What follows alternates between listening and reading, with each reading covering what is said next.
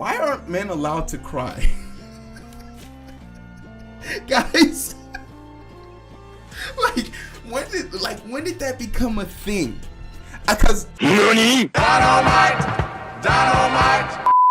I'll get to it when I get to it, and because of that, I probably missed the algorithm. And by the time this comes out, this wave would have been done. But we're here and we're gonna talk about Andrew Tate, right? Damn. And to really talk about Andrew Tate, this is gonna fall into that segment that I've been doing about that alpha male shit and that red pill shit and how not to do this shit, right?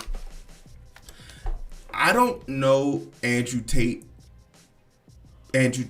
personality, right? But I do venture to say, just like me, just like Kevin Samuels, just like Alvin Preach, just like all these people on the internet, they have a persona. They have a front face, a camera face, a TV voice that they use to produce and make content that people will consume. Because we know sex sells, charisma sells, we know dominance sells, we know these type of things make people attracted to you. And using just those three things, once you get a look at Andrew Tate, you're going to see how he incorporates those three things into his persona. That makes me believe that if I was actually sitting down and talking to Andrew Tate, like over a beer or something, keep in mind I don't drink, so maybe some tea. Does Andrew Tate look like the type of person who drinks tea? Maybe he would conform. Maybe he wouldn't, not say conform, but maybe he wouldn't be so weird. But then I also have to realize, is there ever going to be a situation where me and Andrew Tate willingly have a conversation? If I'm not paying him $50 a month to be part of his bro chat or his self-help group, if he ever saw me on the street, would he ever pay me a sense of mind? Is there anything about me that would make him pay me sense of mind? And that's when I have to really think about. If there's no point in my life where he'll cross paths and he'll never affect me and I'll never affect him, does his opinion matter? And that should be the red flag you need to determine if this is someone you should be listening to as self-help. Now remember, gentlemen, young men that are listening to this and trying to find themselves, the best experience you can experience is the one you're going to experience by just living your life. Go out there and try and live your life to the best of your ability. But when reality when reality happens to you, specifically you, the normal person you are, it is important for you to be able to accept those realities. The chances of you becoming an NFL Super Bowl winning champion is slim to none.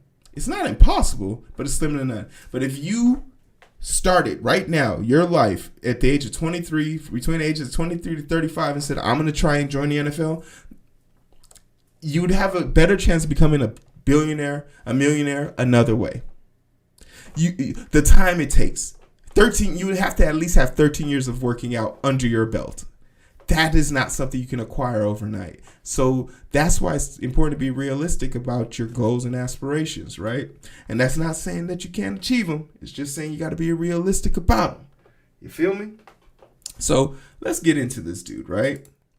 And I just want to start off with this segment because this is the segment that's kind of catching steam right now. And it's a very simple concept when you think about it.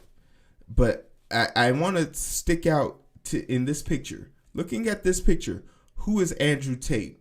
Based on the three things I told you, people like him try and gravitate to: sex appeal, dominance, and this overbearing, boasting confidence. There's only one person in this shot who is without a shirt, has a punching dummy in the background, and is bold enough to give the dummy a mic. That's his stint. This is not a real person. I don't know who these two people are. This is Hassan Piker. He has some political views. Sometimes he says some off the wall shit. Sometimes he doesn't. But this looks like a reasonable person. This looks like a reasonable person. This does not look like which one of these are not the same? He's wearing sunglasses inside. So Hey, and Dr. Disrespect does it too. But like when you want to look at someone, if you're trying to get advice from a reasonable person, a reasonable situation, this is not the person you're gonna get it from. And upon listening, we're gonna get more information. Let's just dive into this real quick. The assumption that women are going to be like hysterical across the board, that kind of generalization, is just incorrect. And that's why, Andrew, I've seen some of your work as you're doing the rounds on Twitch here. And a lot of the things that you said that you've been called out on, specifically in regards to like women driving, as a matter of fact, are just generally untrue. No empirical evidence to back up those claims, which is why you resort to anecdotes quite frequently and say things like, oh, well, it's just common sense, right? But it's not technically common sense. It's just your personal opinion. Completely. It's my personal opinion based on my personal biases of my life experience. Now, when I say exactly. And when I say these things, X amount of people agree with me and X amount of people disagree with me. That's fine, and that's the same of nearly any statement in the world. Okay, but I can say okay, and you begin to see the first crack in his flaws. Him having a personal experience and him having a personal viewpoint does not trump reality. Facts don't care about your feelings. And these are the same people that will speak truth to power. And ironically, they're talking about women. They'll say women are the most emotional. They're the most dramatic. And here he is, without flinching, admitting that he experiences things differently, but not willing to admit that everything he has experienced isn't true for everybody. It's just, and this is the thing that's crazy it's not even true for him. But he's so stuck in his ways. He's so unprepared to move that he will die on this hill. So let's watch this slow death. Say the world is round and there'll be a percentage of people who disagree with me. That's totally and utterly fine. I come on here and talk about my own personal experiences, and my experiences, men are better drivers than women. I'm not saying there's no good female drivers. I'm not saying a female can't move a car. No. You're misunderstanding what I'm saying. There is a truth, and then there is your own personal experiences backed by anecdotes, right? Or your own personal opinion backed by anecdotes from your own personal experiences. Now, your own personal experiences are oftentimes going to be incorrect and not close to the reality. See, the thing that Hassan doesn't understand, this is like trying to talk sense into a Republican. And what do I mean by this? Like, Republicans will sit here and cry about everything. But once it dawns on them like, oh, what happened to my child benefit tax? Oh, well, you voted for the Republicans and they took that away. What? They took that away? That's a lie. It has to be the Democrats. And then you literally show them a printout of all the Republicans who signed up for it and how only 2 Democrats did. And they'll say, see, the 2 Democrats that signed up for it, the reason why we lost it, without acknowledging the 72 other Republicans that did too. And it's just, that's their thought process. And when you're fighting and arguing against a thought process of that caliber, you would have a better chance of blowing a bubble with cement. Like, you would have a better chance of crumbling bricks into your salad like a croissant and fucking enjoying that salad. Because any other approach you take with these people is null and void. And that leads me to the ultimate issue with Andrew Tate. One, you either have to know he's a joke or you have to be in on the joke. I would never take any conversation I have with this dude on camera serious.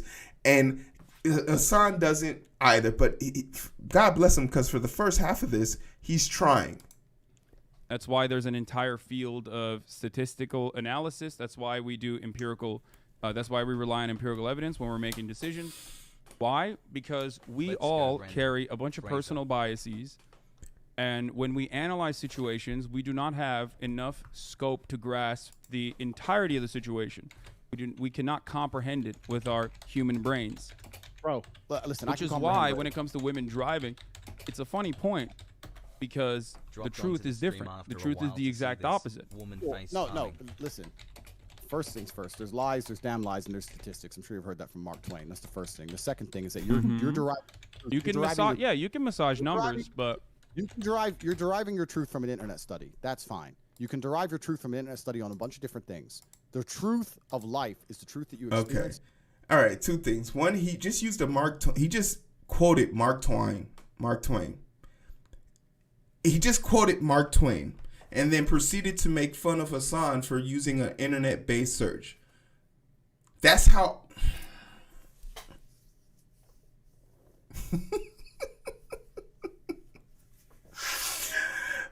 accessible media is accessible media.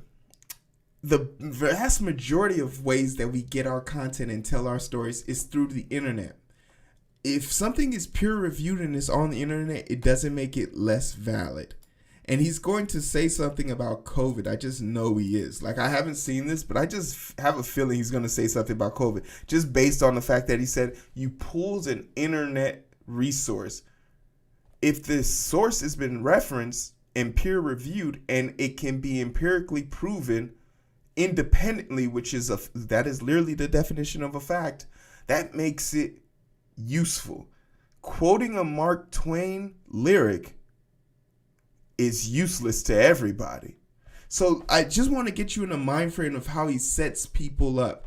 He thinks because it came from the internet, it's unreliable. But if Mark Twain said it, it's legit. That is his current hill.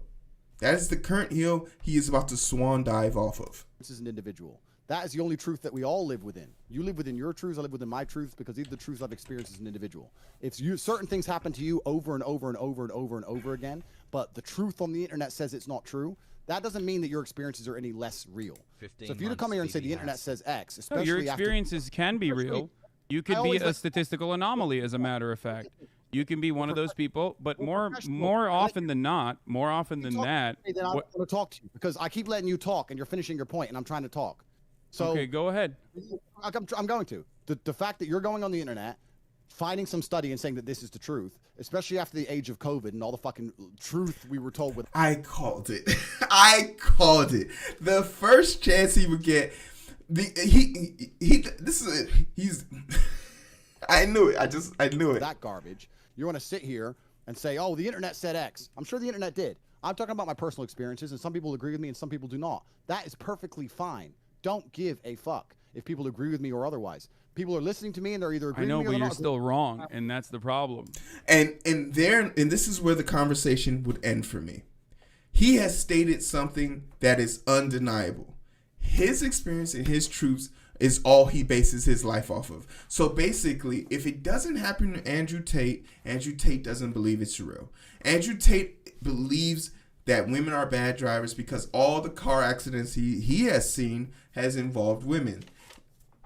And as long as you are okay with making sure Andrew Tate has no controlling factors or no controlling abilities over mass population decisions, Andrew Tate can think whatever the fuck he wants. But the problem here is Hassan wants to prove that a dumbass isn't a dumbass. And in the distance, now they just both look like dumbasses. But I'm willing to let this slide, right? This is just a mild transgression. Once again, I think he's putting on a show for these people. And as this goes on, Hassan Piker becomes a lot more condescending and Andrew Tate becomes disengaged. So it serves no purpose. I like Andrew Tate. Rather, I enjoy watching Andrew Tate at his maximum foolery, his maximum douchebaggery, his maximum stupidity, because that's what he's here to do, entertain us. But if you're depressed, you're living inside of your mind, you're obsessed with how you feel, you don't care about anything outside of yourself, and you're an exceptionally selfish person. That's all they're trying to do is convince you and teach you to be extremely selfish. Let me tell you something. Depression is not real. Feeling depressed is real. Depression isn't real. Feeling depressed is real.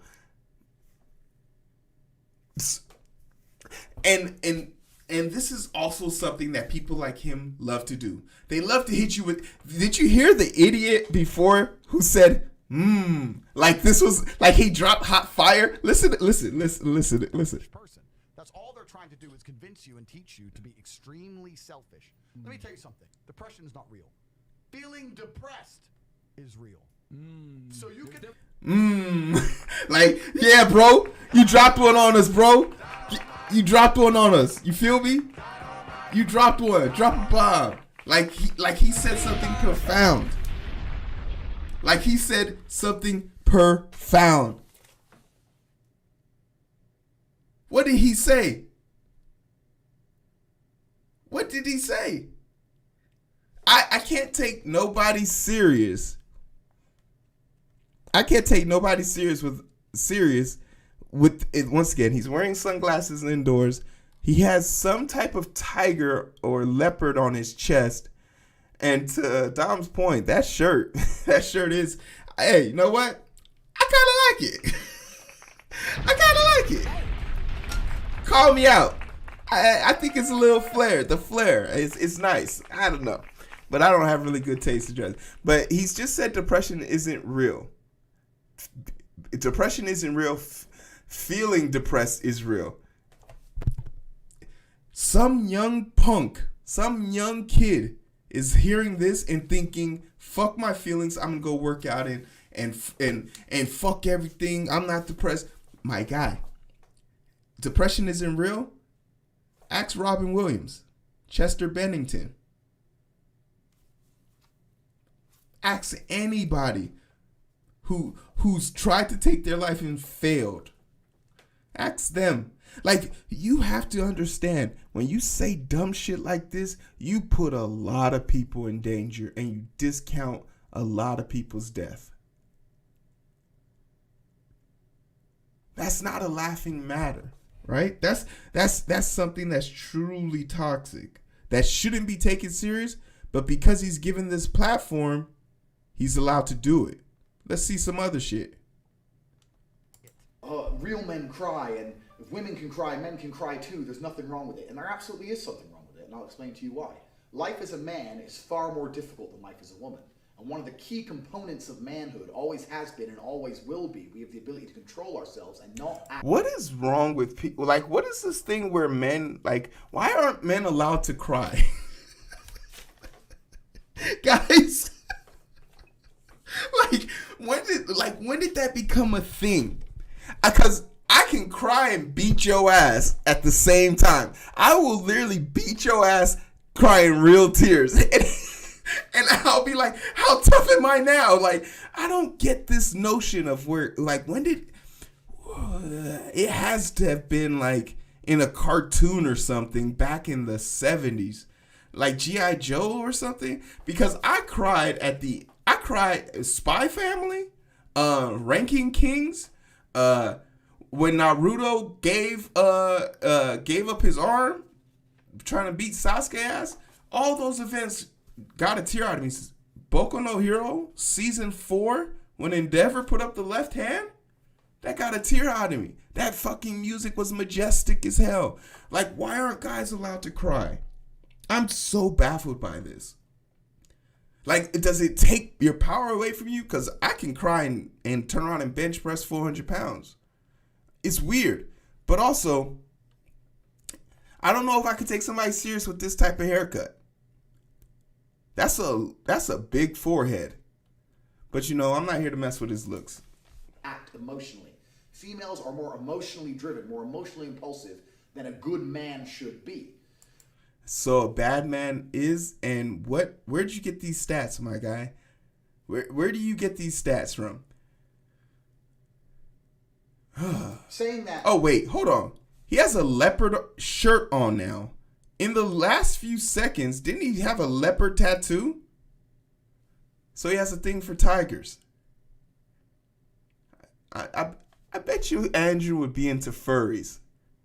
What do you think the over-under is Andrew Tate would be into furries? He has to be, right? No one has this many. And it's like a consistency about it. Like, he has the tiger tattoo here. And obviously, as a young person, he was enjoying tigers and leopards back then. I bet you he does. I bet you has like a kitty cat pillow or something. That's adorable. Females are more emotionally driven, more emotionally impulsive than a good man should be. Saying that I felt like crying, so I cried, this makes me a real man, is as stupid as me saying, well, I felt like smashing his face in, so I smashed his face in. This makes me a real man. No. Andrew Tate, also by design, he's a boxer or MMA fighter, and I looked up his record, and it turns out he's actually was pretty good. He went 17-19, so he's pretty good. He has money, so but he also projects this aggression that I remember seeing when I used to do mixed martial arts.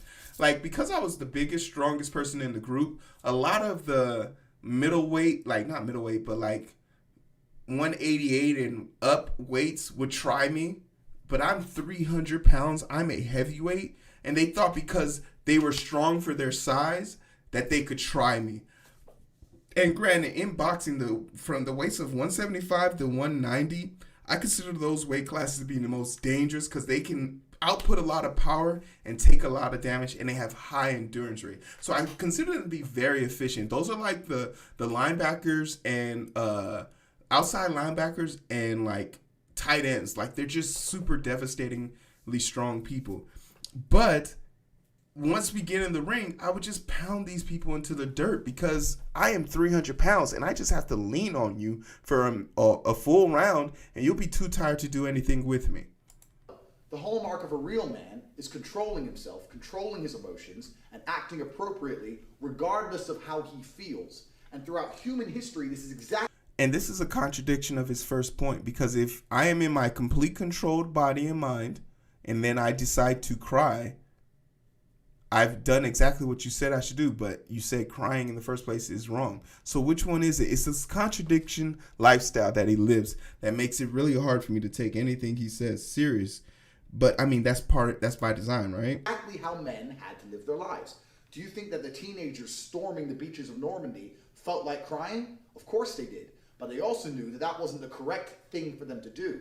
They had a duty to commit to. They had literally just like from a video game, just tick characteristic boxes and build yourself.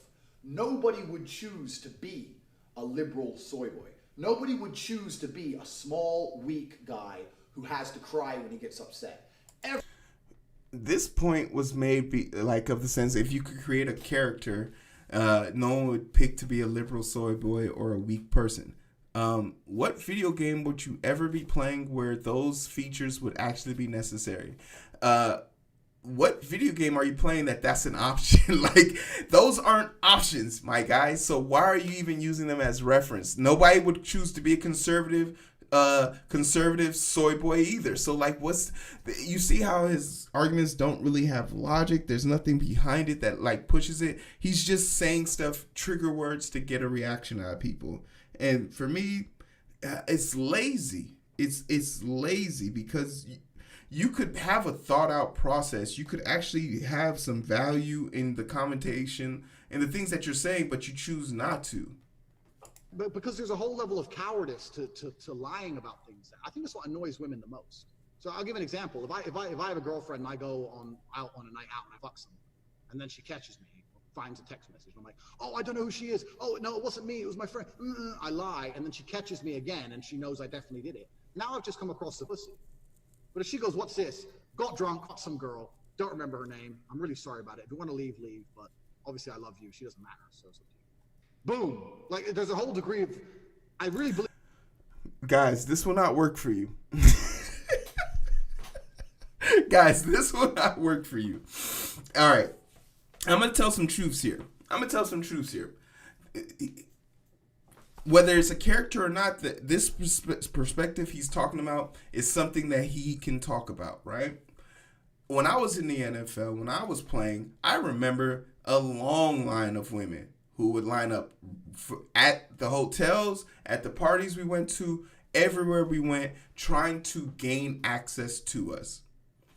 Some of these women were skilled. Some of them used to carry around duplicate cards and be like, oh, he gave me his car key to come up to his room, and if his car key doesn't work when I get up there, you're going to be in trouble, this. And they would sneak their way into our rooms. They found these women were good.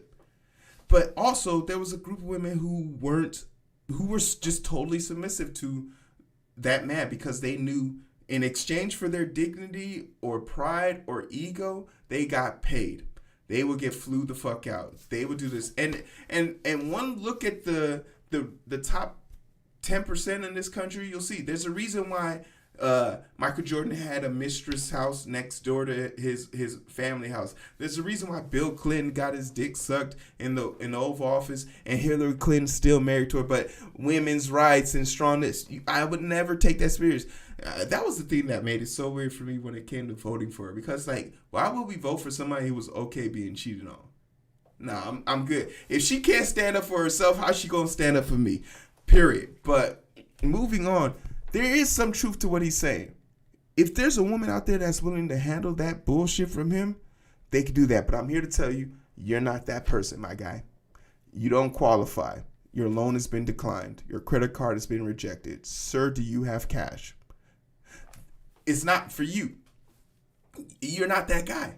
You can cheat on your girl and try that line, and your ass is going to have a video of you picking up all your shit from the front lawn.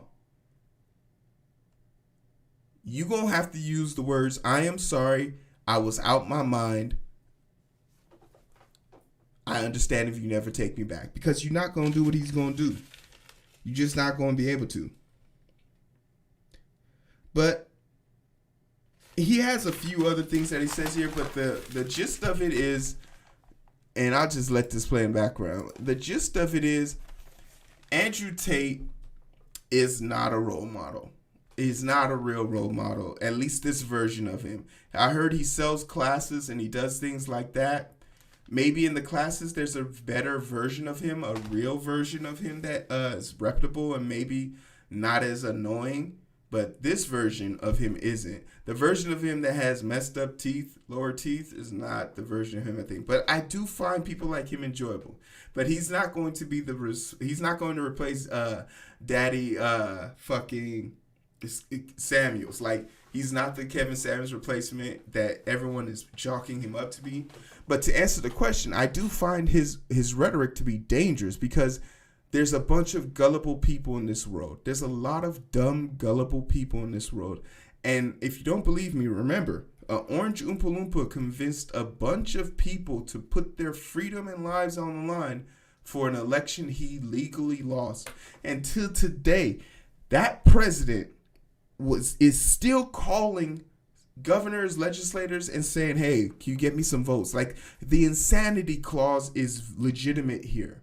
But the people who he duped are even dumber and more dangerous. And that's what makes it hard for me to take people like this serious and almost want to put a cap on him and censor him, because the rhetoric you're saying is dangerous to a fault.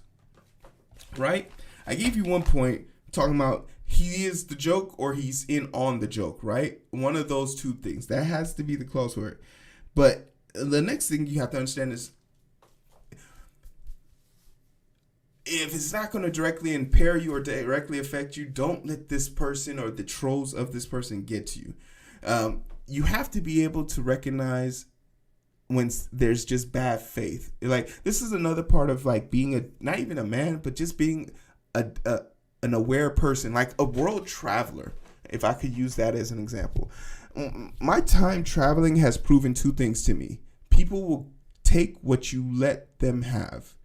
And people like him are in the outside world have a sweet tongue. That's what we used to call them in Africa. If they have a sweet tongue, they could talk your ear off and get you distracted and get you to ultimately do the thing they want you to do, spend money on them. Andrew Tate has a class where he's charging people to give them advice on life. But Andrew Tate has to acknowledge that his life is 1 in a million. And the advice he's giving to these people, I dare I say, isn't that great. It's just another source of revenue. Any pure form of knowledge should be free. And I think the last thing I want to take from this is just to say, he's not the source of truth for how to be a man. The source of truth to being a man is still defined by being first a good person. I'll say this over and over again. If anyone over here is trying to tell you, what it is to be a man and the best thing to be a man, and it involves stepping on the backs of other people, downplaying the ignorance that they have, or pointing the blame at everybody else, It's missing the point about accountability, having pride in your work, and just being confident enough to say, I don't fucking know. I don't have all the answers, my guy. That's what life is about. Experiencing shit so that you can come up with a passable grade, a passable process. Because regardless of what you think, you're not going to be, you're not, you jumping to the top 1% of your class isn't going to happen overnight. There might be some things that happen to you that might cause it, but the consistency of trying to just be better every day is a way better chance, has a way better chance of you being a better version of yourself tomorrow. Being consistently better than what you were a day before. Using that logic, you'll go a lot further. But listen to people like this who are gonna like just give horrible advice. I don't know if that's the route you want to take, but I mean, we're all here to learn, right? So if you do think that people like Andrew Tate have something, there goes that tiger tattoo again. It's a fascinating character. He's a fascinating character, and that's all he's pretty much good for. But I'm eager to know what you think. Let me know what you think about him in the comment section below. Like, share, and subscribe. Let's get to this last section.